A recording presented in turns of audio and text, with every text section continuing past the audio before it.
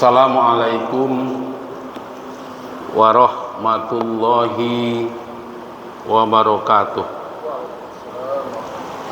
Alhamdulillahillazi arsala rasulahu bil huda wa dinil haq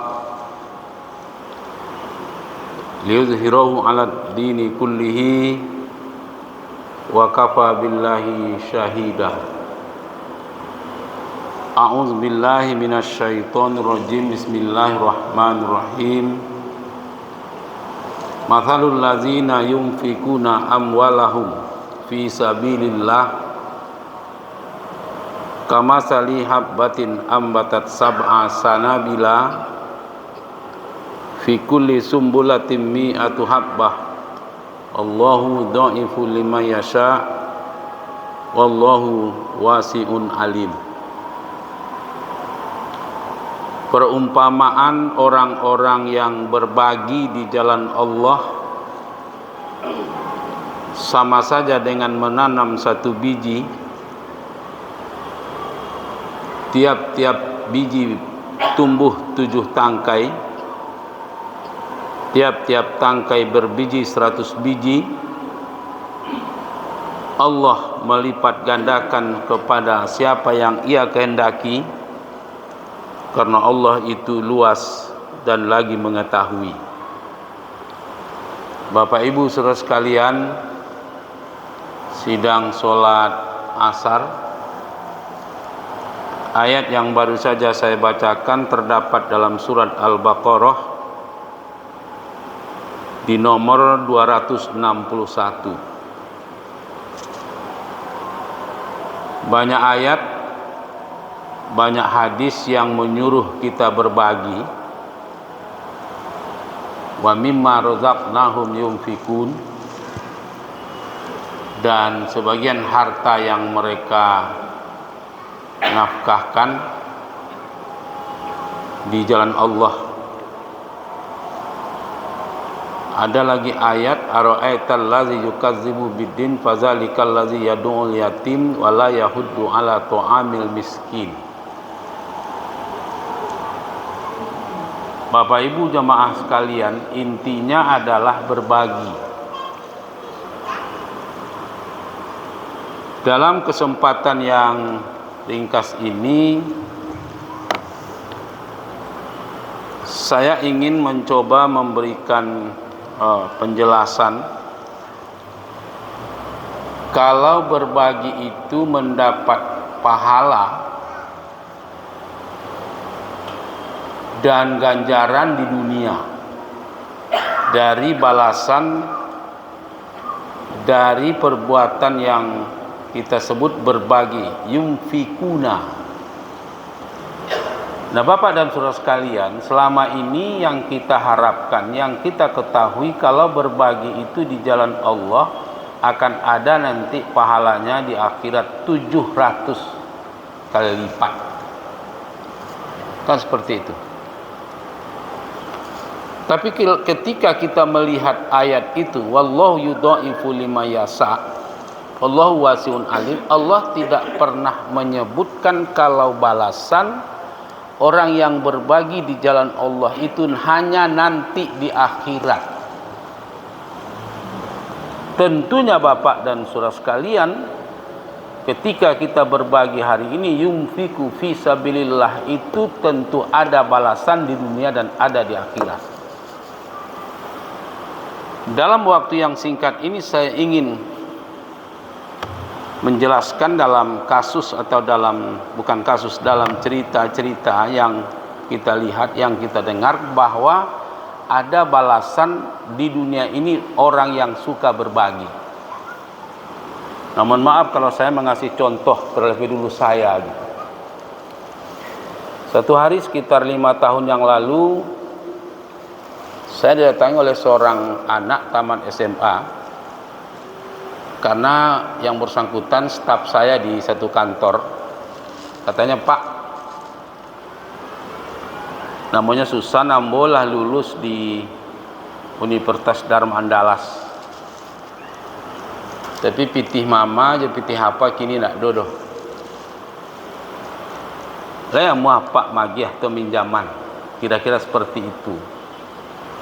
Saya ingat betul hari itu hari Sabtu. Lalu mamanya, papanya datang hari Senin pagi meminta itu gitu. Yang semula katanya meminjam, tapi saya bilang tidak usah pinjam deh. Ambo agiah salah mau impakkan salah. Karena saya tahu anak itu orang tuanya mohon maaf berkekurangan. Lalu saya kasihlah uang 100.250.000. Karena waktu itu SPP anak baru di Dharma Andalas itu tahun itu hanya 1.250.000. Saya kasih selesai. Bapak Ibu saudara sekalian, apa yang terjadi? 1 minggu kemudian masuk ke rekening saya 7 juta. Sampai hari ini saya tidak tahu siapa yang mentransfernya, dari siapa uang itu datang. Saya tanya teman saya namanya Ari Prima, karena ada saya urusan bisnis, urusan keuangan dengan dia, apakah ada Ari mentransfer uang ke rekening saya, rekening BCA? Tidak, tidak ada. Bapak Ibu saudara sekalian, saya yakin dan percaya ini wallahu yudha'ifu liman yasha wallahu wasi'un alim. Yang yudha'ifu liman yasha, melipat gandakan itu tidak hanya di akhirat nanti, tapi di dunia pun ada lipat gandanya ketika ada orang yang berbagi. Itu saya. Bapak Ibu saudara sekalian. Yang kedua, ketika zaman Bani Israel Nabi Musa,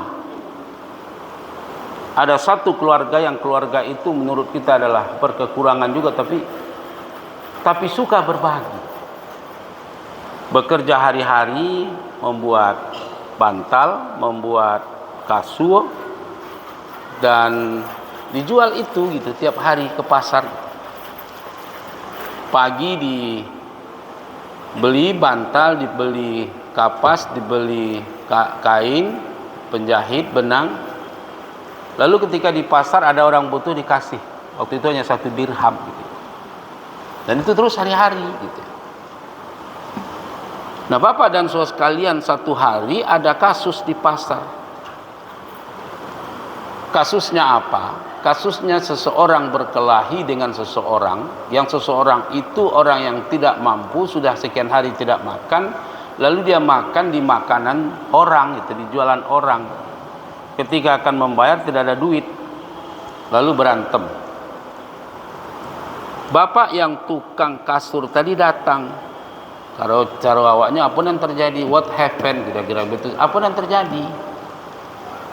Jawab tukang masak itu yang menjual, tapi sebut saja kuliner itu, bilang, Bapak ini makan makanan ini yang saya jual, tapi dia tidak bayar. Kata yang makan itu, iya betul Pak, saya tidak bayar, saya mengelapar. Sudah beberapa hari seorang miskin, sudah beberapa hari tidak makan dan saya tidak punya uang. Lalu kata bapak yang kita ceritakan, ini tukang kasur ini, ini duit 1 dirham. Pulang. Selesai. Urusan dengan si tukang masak atau si kuliner sudah selesai, dan yang memakan tadi yang tidak mampu itu juga sudah selesai. Tapi bagi si bapak yang tadi tukang kasur ini bermasalah. Apa masalahnya?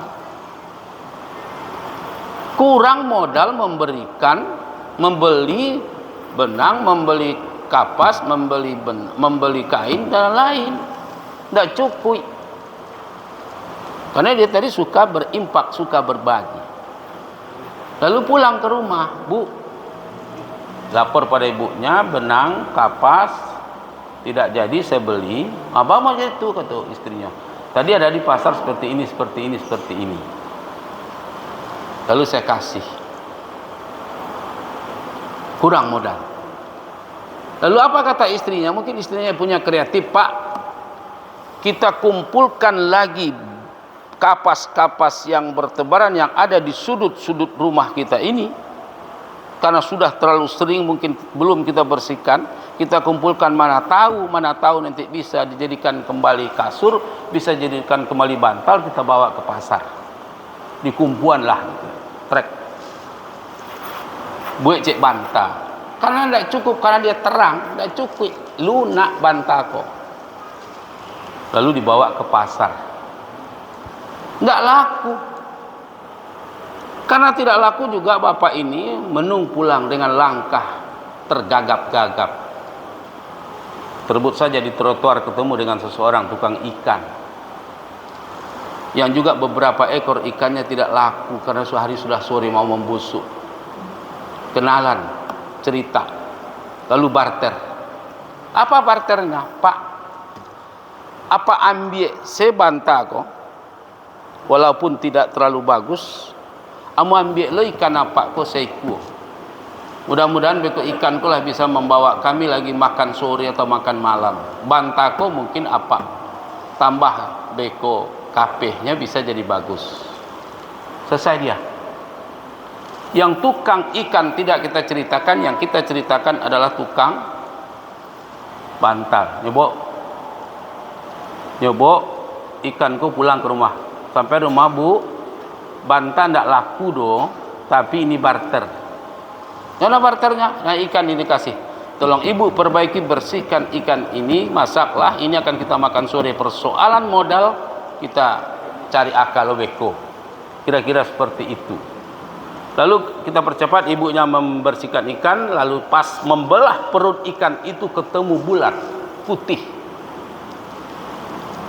Kata istrinya, Pak, ini ada sesuatu dalam perut ikan ini putih, mana tahu ini bisa dijadikan ikan.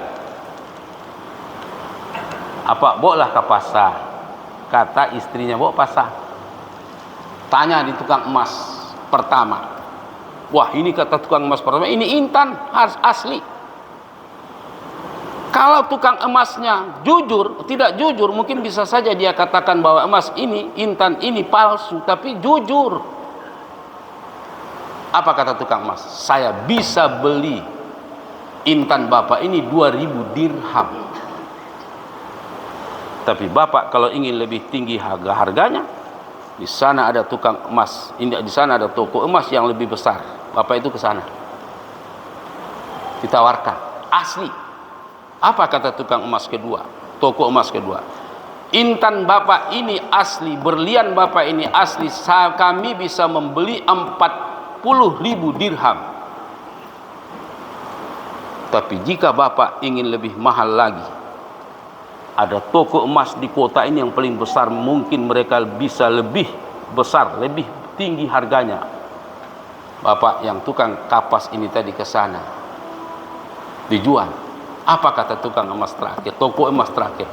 Pak, kami bayar aja intan berlian bapak ini karena asli 120 dirham. Wallahu yudha'ifu lima yasa, wallahu wasi'un alim. Prinsipnya berbagi itu indah. Tidak hanya pahala nanti itu jelas, tapi di dunia pun pasti dapat ganjaran. Demikian, banyak maaf. Assalamualaikum warahmatullahi wabarakatuh.